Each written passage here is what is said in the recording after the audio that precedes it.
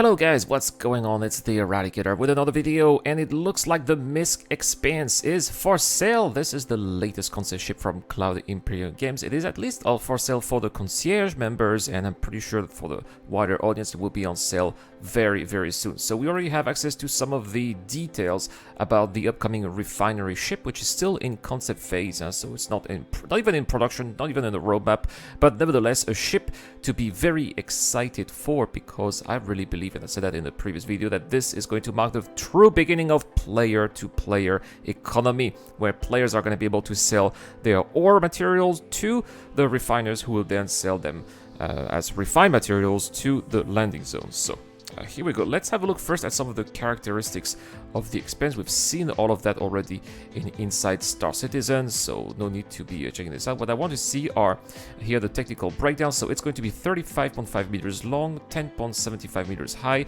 21 meters wide, with a crew of just one, as was mentioned before, with 6 refinery reactors, 2 size 1 weapons, so don't expect to be taking down anything. Maybe other prospectors if you are having an argument about the price, maybe.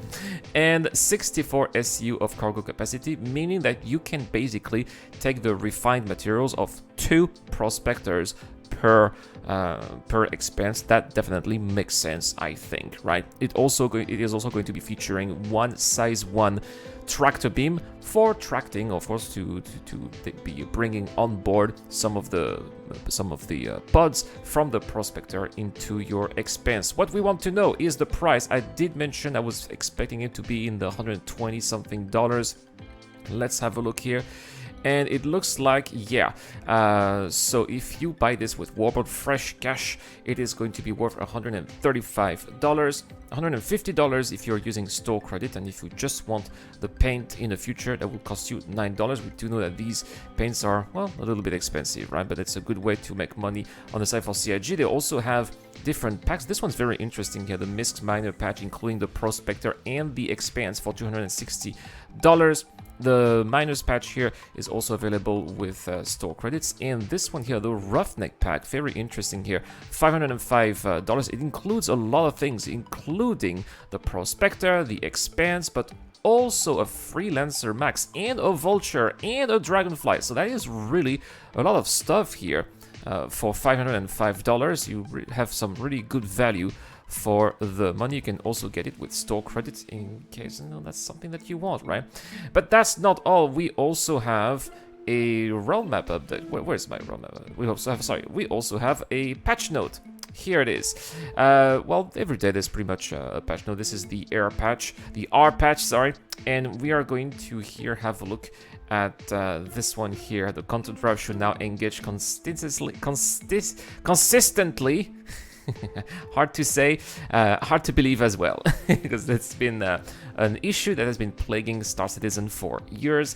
CIG developers have always tried to fix that, but well, it seems that this bug is always coming back. With that comes 5 client crashes, 4 server crashes, and a server deadlock. That is not all. We also have, I was looking at the roadmap as well, and we have a roadmap roundup too, with a couple of things. They have removed max stripping and refill here because they have other priorities in the ammunition work. So this is not going to be done anymore. Instead, it will be mixed into other features.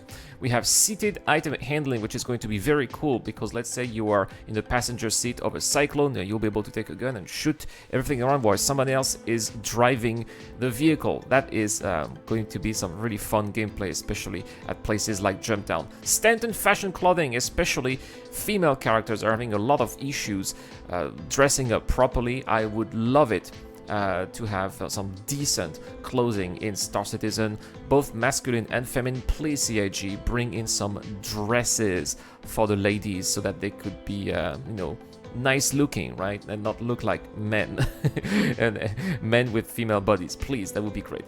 We also have mental tier 2 for FPS combat here, which is going to improve the existing mental feature, including mantling up to a surface without a wall to push against, and also jumping over a gap to reach a mental, and overall improved detection radius. This deliverable has been added to the actor feature team schedule. This one, by the way, is going to be finished by the end of the year. We also have new Lagrange points, implementing additional rest stop locations around Macrotech, including both the station themselves and the gas clouds surrounding them. This deliverable has been added to the EU Sandbox 1 and Lightning Team's schedules.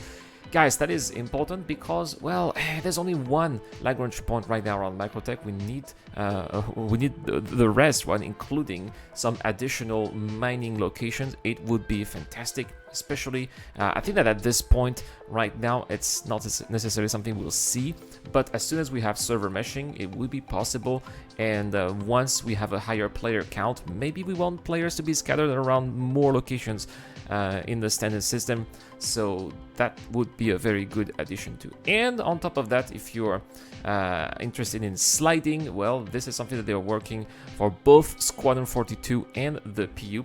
These tasks are scheduled to be finishing by the end of this year, so yeah, they're still working on tasks like that for Squadron 42 until the end of this year, showing us again that we're not going to be seeing Squadron 42 for a very long time.